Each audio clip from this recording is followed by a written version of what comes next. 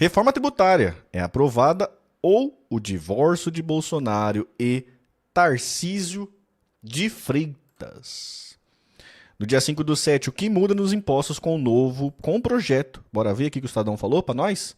Bora ver. Reforma tributária é... Deixa eu soltar o som aqui pros meus consagrados, senão meus consagrados ficam pá comigo. E eu não quero consagrado pá comigo, não.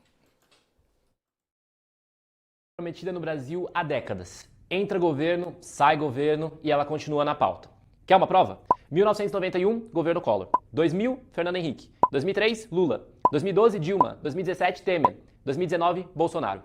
Um debate que anda e para. Será que agora vai? Será que agora o Brasil vai finalmente mudar o seu sistema de impostos, que é considerado caótico e que atrapalha o ambiente de negócios, segundo especialistas? Nesse vídeo, a gente vai responder algumas dúvidas e te ajudar a entender quais são os principais pontos da atual proposta que está em discussão no Congresso. Primeiro ponto, que impostos devem acabar e quais devem surgir com a reforma?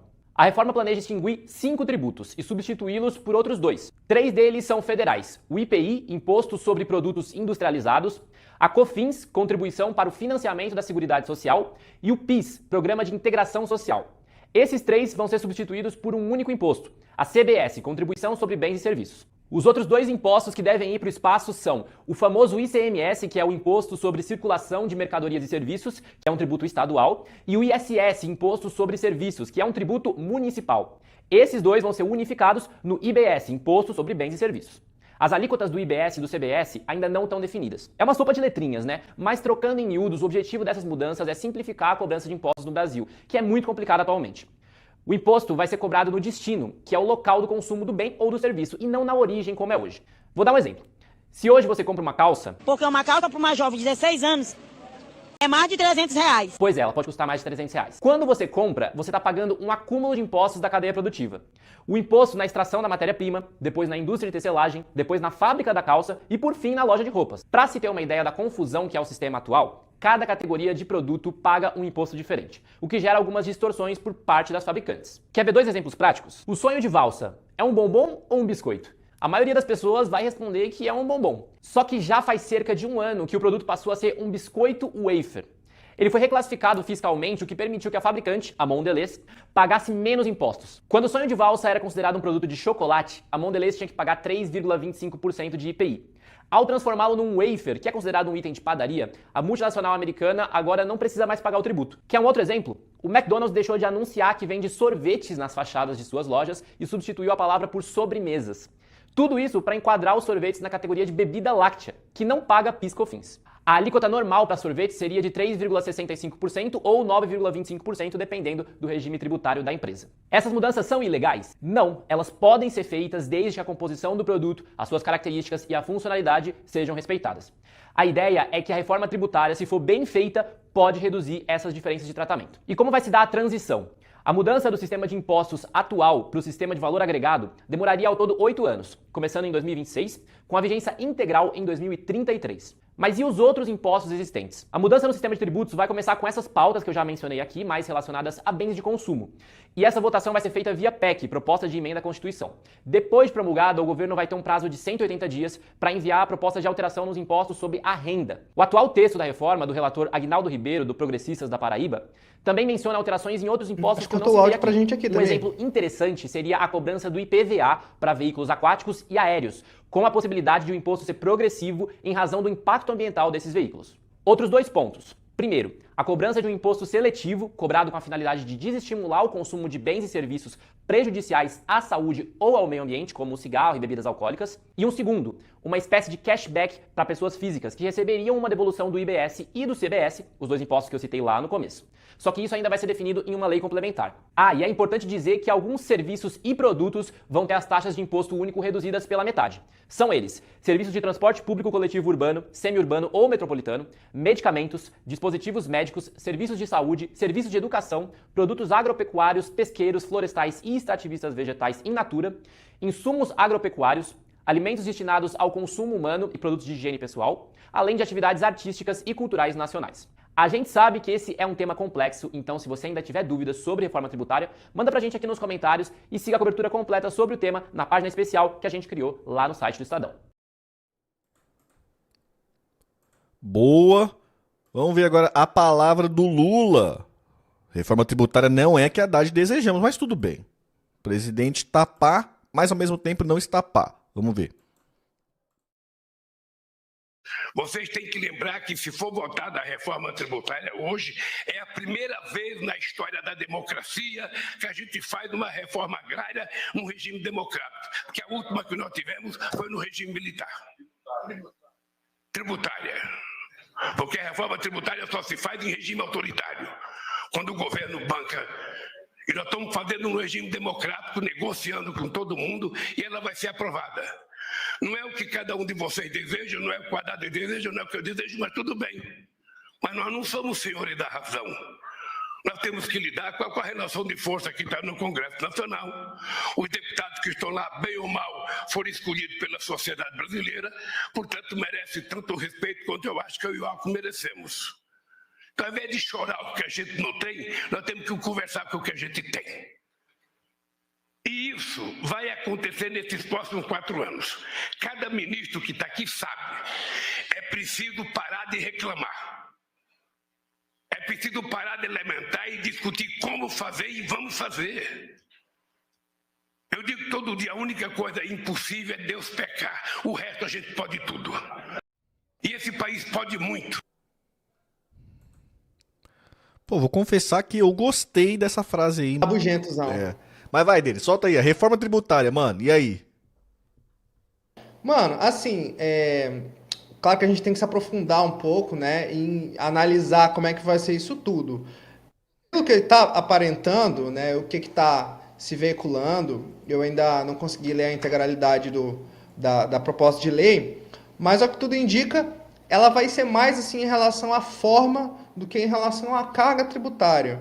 Então, é uma coisa que é uma necessidade, que é um avanço. Você pegar vários impostos, são cobrados de uma maneira extremamente complexa no Brasil, e você simplificar o modo de cobrar eles, né? E de alguma maneira unificar essa parada. Então, isso é um avanço contábil para o Brasil. Né? Tem as coisas absurdas assim no nosso sistema tributário, que é só aqui, né? Quando eu fui comprar cerveja, eu até comprei esse sonho de valsa aqui. Justamente eu olhei e falei assim, não, isso aqui eu tenho que levar. Que é justamente por causa disso. Porque se é um waffle, eu não vou pagar nada de IPI. Agora, se é um bombom, se é um produto de chocolate, aí eu vou pagar um imposto. Tem um fato curioso, vou até mostrar pra vocês aqui, ó. Que é que a gente fala também que às vezes o Brasil, esse caso em específico, tá? Que eu não me lembrei agora, vou até pegar aqui agora, ó. Tem um rolê americano, que é o seguinte, essas câmeras aqui, ó. Manja, tipo câmera DSLR que chama. Elas filmam também, tá ligado? Só que aí tem um dispositivo que ela vai filmando. Ela filma até 29 minutos e 50 segundos. Ela vai filmando. Aí ela vai... Se você deixar filmando, aí ela vai e corta. Pluf. Corta. Aí você aperta e ela começa de novo. Filmar. Aí eu fui descobrir o porquê. É porque nos Estados Unidos, se for filmadora, que filma direto, aí é outro imposto. É imposto mais caro. Aí, tipo, a Canon pega, como é uma máquina fotográfica e não quer pagar imposto maior, coloca esse dispositivo interno na câmera que corta 29 e poucos minutos para não ser classificada como filmadora, e sim como uma máquina fotográfica. Porque lá, uma das características é essa, tá ligado? E aí... tem isso aí, tem esse negócio de classificação, mas tem outras coisas que são bizarras. Como, por exemplo, já vou falar em ICMS por dentro também. Sabe o que é o ICMS por dentro? Por dentro, não. Cara, é assim, ó, o ICMS, ele compõe a base de cálculo do próprio ICMS. Então, vamos supor que o produto ele é 1.000. Para o número ficar redondo, o ICMS é 20%, então 1.200, né? 1.000 do produto, 200 de ICMS. Errado. Porque o ICMS compõe a base de cálculo para você calcular o próprio ICMS. Ele dá um duplo twist carpado ali, tá ligado? Oxi. Então, se o produto era 1.000 e ele tem mais 200 que seria de ICMS... ele vai compor a base de cálculo, então é 20% sobre 1.200. Não sobre os 1.000. Oxi, tipo dupla taxação. O ICMS tá dentro da base de cálculo dele mesmo. Tipo dupla taxação. Tá ligado? Tudo pra dar um gás. Mas tem outros exemplos aqui. Qual era um que eu tava... Isso é coisa de... parece coisa de judiciário. O judiciário decidiu que era isso. Não, e aí tem umas coisas bizarras assim, né? Aí o que acontece? O ICMS também, ele tem uma questão de ele ser cobrado no lugar onde produz, não no lugar onde consome.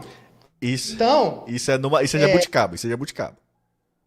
isso aí favorece quem? Os estados que são produtores. Porque quando a gente for fazer a nossa organização tributária toda, né? Os estados mais O produtores, lobby. sul e sudeste, colocaram isso aí, entendeu? Então eles estão exportando e está gerando crédito, então o imposto vai ficar lá com eles, né? Com os estados produtores. E não no destino onde consome. Isso aí gera uma distorção, e pelo menos esse é um ponto positivo que eu vejo que está sendo corrigido. Entendeu? Então, para a questão assim de simplificação tributária e para correção dessa distorção, dessa guerra fiscal que rola em torno do ICMS, né? E ser mudado agora para ser cobrado no destino, isso aí é um avanço, com certeza é um avanço. Agora, e os pontos negativos aí que eu tinha que colocar? Porque isso aí é meio que uma questão assim mais de forma e não de conteúdo, assim. Porque a carga tributária, em tese, vai continuar mais ou menos elas por elas, não vai mudar, né? A gente não vai ver essa diferença tão grande assim da carga tributária. E a renda agora ela também não vai ser discutida em conjunto. Então, para aprovar, eles aprovaram uma parada assim meia boca, digamos assim, né? Metade daquilo lá, porque a tributação da renda, lucro dividendo e várias outras coisas vai ficar fora, né? E o imposto que deveria começar a ser regressivo, isso aí não vai rolar, não vai ter nessa, né? Ah, mas é correlação de força, não sei o que lá. Sempre a mesma desculpa, né? Aí, mas, de toda forma, é um avanço. Isso aí a gente não tem como negar que é um avanço. Pelo menos na questão, assim, simplificação tributária ajuda, na minha concepção, né? Quer hablar, Sara? Habla. Eu acho que, de uma maneira assim, principiológica, essa reforma ela está no sentido correto. O que pega é depois na aplicação, entendeu? E não que vá dar errado, não é isso que eu estou querendo dizer. Mas é porque na aplicação, em diferentes casos, diferentes setores, isso pode afetar de maneira negativa, eventualmente, sabe? Casos hipotéticos. E aí isso vai se aperfeiçoando, entendeu? A própria norma vai se aperfeiçoando com decisões judiciais que façam ponderações e tal. É natural, até para a conformação da regra, né, na sociedade, assim, de aplicação. Pra dar aquela sem... Resta saber se essa regra ela suporta ser norteadora ou ela será tão genérica a ponto de não compreender os diferentes setores e voltar, tipo, e caminhar para um Frankenstein jurídico novamente, entendeu? Tá. Mas as minhas expectativas são boas. Cara, eu tenho... É que eu conheço alguns amigos tributaristas meus que eles não estão na academia, eles só na prática. E eles falam, regra tributária a gente estuda depois. Até essa regra ser aprovada em definitivo e algumas questões serem julgadas, né, nas contrariedades que tem as regras que sempre tem, né, nada é unânime, demora um pouco, sabe? Sim. Daí eles mesmos falam, não, isso aí vai ter que esperar agora. Mano, eu acho... Eu vou na linha de vocês, assim, mano. Primeiro, eu acho que, mano... Pô, o princípio tal, de dar uma simplificada, coisa e tal, era uma demanda que, pra mim, era secundária, tal, terciária até, porque, assim, pra mim o cerne da questão é a forma que é tributado, tá no Brasil, né? É quem se tributa, como se tributa, e não tanto a burocracia o rolê de produtivo e tal. Mas eu entendo que é uma reclamação legítima, tá ligado? Eu entendo pra caramba, mas pra mim isso era secundário e não primário, tá ligado? Pra mim, primário era tipo assim, pô, precisa fazer uma tributação que seja progressiva em cima das maiores rendas, assim, tá ligado, mano? Precisa disso, porque o Brasil precisa desenvolver e o pobre precisa... e a massa produtiva precisa ser carregada absurdamente, igual é. Tipo assim, pra mim isso tá no... Eu ouvi algumas reclamações que giram em torno da falta de previsão para tributação sobre renda e patrimônio. Até o Ciro fez essa consideração, né, de que estaria no caminho correto, mas que a gente tem que fazer ponderações em relação à justiça mesmo tributária, que a gente só vai conseguir alcançar mexendo nessa questão da tributação sobre renda Isso. Esse era meu e ponto, assim. patrimônio. Esse é meu ponto. Só que o que acontece? Desde o início do ano, é uma reclamação nossa, né? A gente já vem reclamando desde o início do ano acerca do cronograma dessas reformas econômicas, né? E tributárias. Então, a gente perdeu a primeira. A gente sabe qual é o cronograma que o PT apresentou. Então, primeiro eles apresentaram o arcabouço fiscal. A segunda etapa seria, de fato, a discussão e aprovação da reforma tributária no que tange o consumo e prestação de serviço, de alguma forma afeta trabalho, né? E para o segundo semestre, a gente está prometido a discussão sobre renda e patrimônio. Até agora, esse cronograma tem sido mais ou menos cumprido. Eu questiono, assim, se vão conseguir, de fato, alcançar a aprovação dessa primeira etapa dessa reforma tributária sobre o consumo no primeiro semestre. Acho que está meio em cima do laço, ainda passa pelo Senado, né? Mas pode ser nas próximas semanas também. Boa. Então, eu acho que assim, a gente está num cronograma, entendeu? A saber se no segundo semestre a gente consegue cumprir esse cronograma de uma maneira mais satisfatória para o povo brasileiro. Daí sim, discutindo essa justiça social que a gente tanto almeja, né? E assim, já chega tarde, né? E tá custando caro. Então, Só uma licença aqui para ressaltar que a gente recebeu o nosso primeiro superchat do canal. fala dela aí, ó. A Janice dos Santos. Salva de palmas pra Janice, porque ela merece. Parabéns, Parabéns, Sara e Denis. Vocês estão fazendo um ótimo trabalho. Obrigado, Janice. Obrigado Muito obrigado, pelo carinho. Janice. Tamo junto, viu, Janice? Obrigado pela moral. $5. Boa. Ô, louco. 5 doletas. Então, aí voltando ao meu ponto, é o seguinte, né? Você tangencia a parada, coisa e tal, mas não mexe no foco do negócio. E aí vem uma reflexão minha, só que eu não sou intelectual, mas eu queria fazer uma reflexão sobre isso. Que é, de novo, a gente volta lá pro mesmo problema, né, velho? É o problema da desmobilização. Então, por exemplo, era todo mundo mobilizado contra o teto de gás, porque isso dá merda.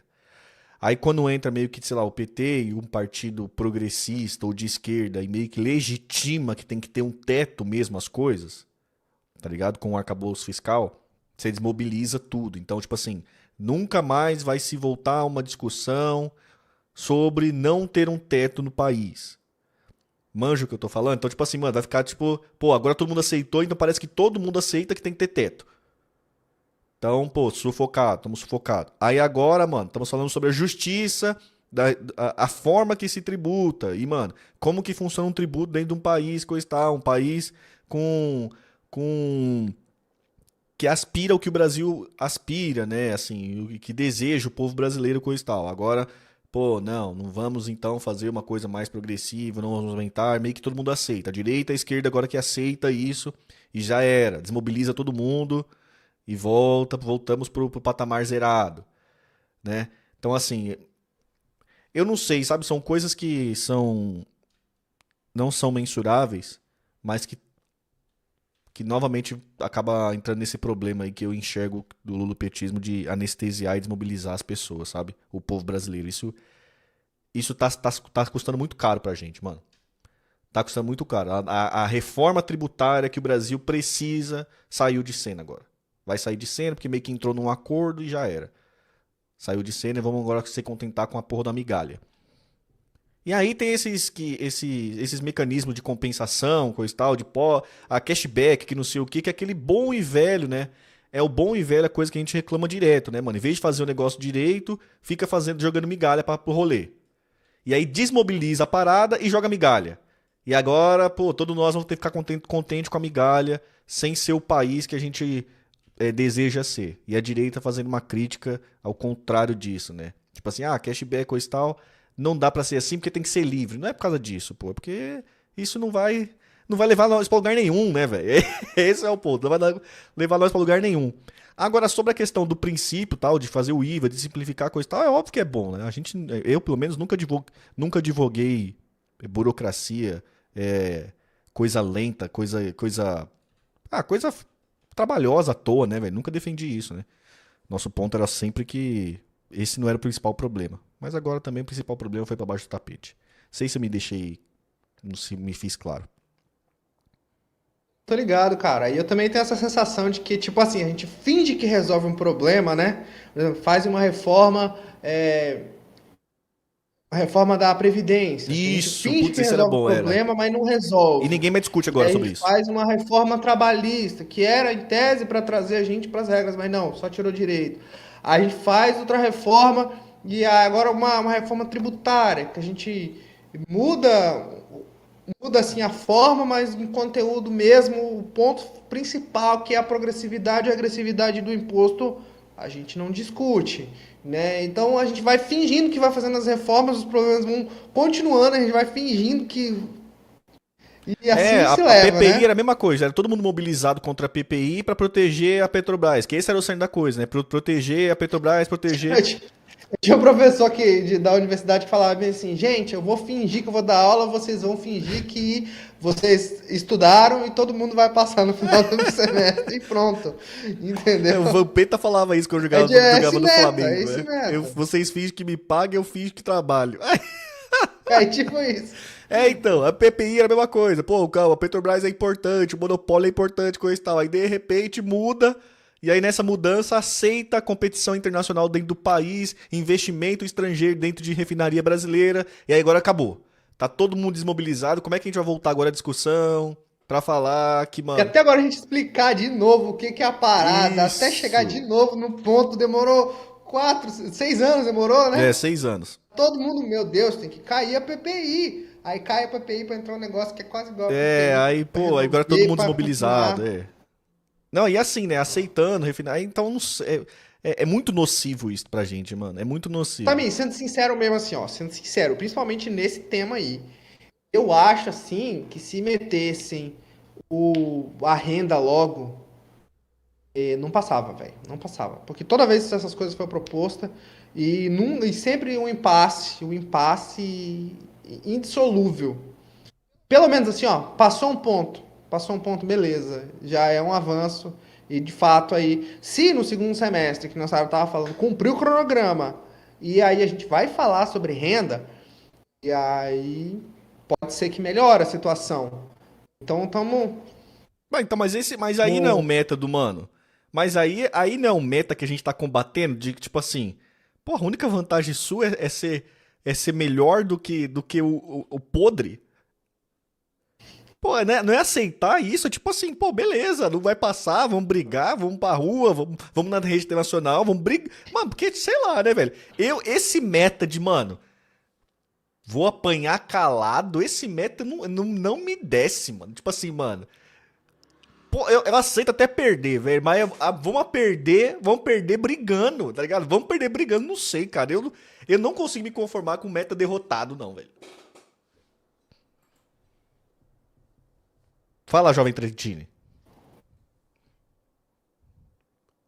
Mas por que que tu se sente assim? Porque é isso, né, mano? Pô, é sempre o mínimo, velho. É sempre a migalha, é sempre o mínimo do mínimo. E todo sempre o mínimo a gente vai sendo justificado com é o que dá pra fazer. É o que dá pra fazer. Caralho, mano, nunca vai chegar a nossa vez. Nunca vai chegar a vez do povo, nunca vai chegar, mano. O bagulho é sempre o resto, mano. Nós nunca vai comer nunca vai comer a carne mesmo, nós sempre vai comer o osso, cara. Sempre o osso. Ah, mas é melhor comer o osso do que não comer nada. Pô, mas sempre o osso? Nunca vai chegar a nossa vez, velho? De sentar no banquete? O Sabe brasileirinho uma tá coisa que me cansado, não chamou a tem um dia de atenção nessa paz. história toda? O quê? Foi o Lula falando: Ah, essa não é não é a reforma que eu queria. Nem que eu, nem que o Haddad queríamos.